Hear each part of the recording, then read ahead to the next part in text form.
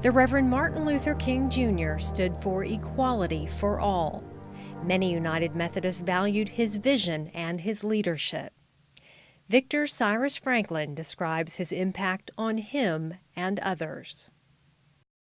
Nowadays, we look back 50 years ago and say, of course, voting rights should be for all. I don't know why there was a need to march about that to begin with. Of course, there should be jobs available. Of course, women should vote. So we look back and wonder why there was a need for it. But just as there were forces then that self-threatened by them, there are forces here today. We can learn from what happened then to help us learn what we need to do now. There's still a movement for those who've been pushed to the margins to claim their voice and to create the power to change the world for the better. Even though Dr. King was a PhD and a Nobel Prize winner, he still very much identified with those who many of us in society reject. And he was very clear that that's who Jesus was. And so in order to be a follower of Jesus, you have to not just work for, but stand with those folks in Nazareth.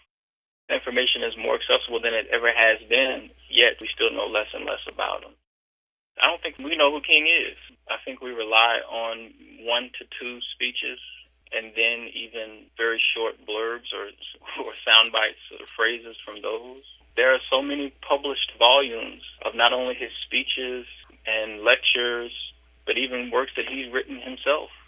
I even think Dr. King would be concerned about the ways that we lift his name up and neglect to affirm the others who struggled and sacrificed for the freedoms that we're still preserving and fighting for today.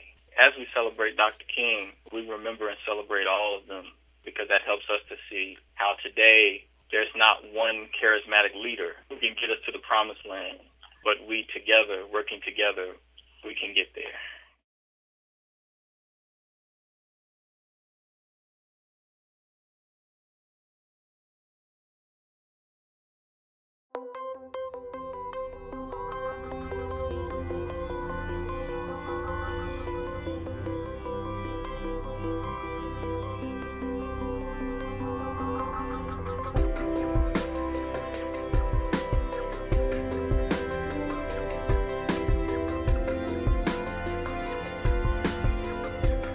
This video was brought to you by the people of the United Methodist Church through World Service donations.